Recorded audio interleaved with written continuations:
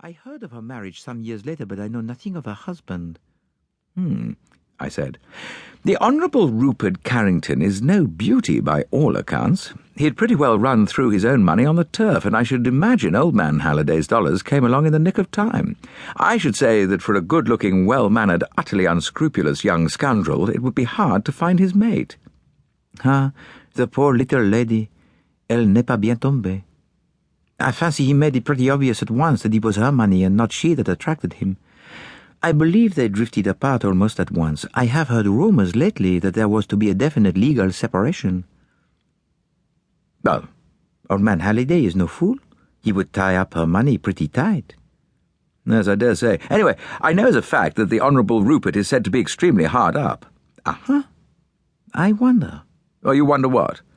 My good friend, do not jump down my throat like that. You are interested, I see. Suppose you accompany me to see Mr. Halliday. There is a taxi stand at the corner. A few minutes sufficed to whirl us to the superb house in Park Lane rented by the American magnate. We were shown into the library, and almost immediately we were joined by a large, stout man with piercing eyes and an aggressive chin. "Monsieur Poirot," said Mr. Halliday, "I guess I don't need to tell you what I want you for. You've read the papers, and I'm never one to let the grass grow under my feet. I happened to hear you were in London, and I remembered the good work you did over those bonds, and never forget a name. I have got the pick of Scotland Yard, but I'll have my own man as well. Money no object. All the dollars were made for my little girl, and now she's gone. I'll spend my last cent to catch the damn scoundrel that did it. See? So it's up to you to deliver the goods." Poirot bowed. "I accept, monsieur, all the more willingly that I saw your daughter in Paris several times. And now I will ask you to tell me the circumstances of her journey to Plymouth and any other details that seem to you to bear upon the case." "Well, to begin with," responded Halliday, "she wasn't going to Plymouth. She was going to join a house party at Avonmead Court, the Duchess of Swansea's place. She left London by the 12:14 from Paddington, arriving at Bristol, where she had to change, at 2:50. The principal Plymouth Expresses, of course, run via Westbury and do not go near Bristol at all. The 12:14 does a non-stop run to Bristol, afterwards stopping at Weston, Taunton, Exeter, and Newton Abbot. My daughter travelled alone in her carriage, which was reserved as far as Bristol, her maid being in a third-class carriage in the next coach." Poirot nodded, and Mr. Halliday went on.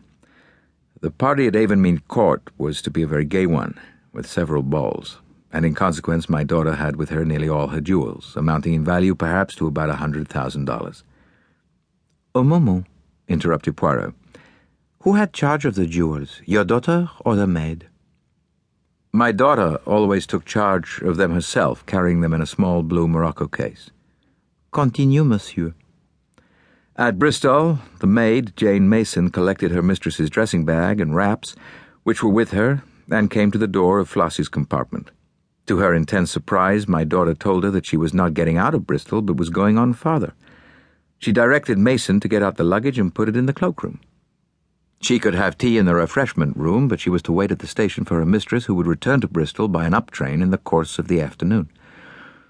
The maid, although very much astonished, did as she was told.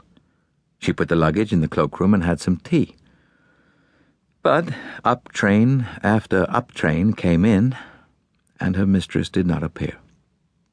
After the arrival of the last train, she left the luggage where it was and went to a hotel near the station for the night.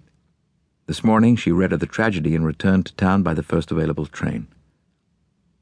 "Is there nothing to account for your daughter's sudden change of plan?" "Well, there is this. According to Jane Mason at Bristol, Flossie was no longer alone in her carriage. There was a man in it who stood looking out of the farther window so that she could not see his face." "The train was a corridor one, of course?" "Yes." "Which side was the corridor?" "On the platform side. My daughter was standing in the corridor as she talked to Mason." "And there is no doubt in your mind—" "Oh, excuse me." He got up and carefully straightened the inkstand, which was a little askew. "Je vous demande pardon," he continued, reseating himself. "It affects my nerves to see anything crooked."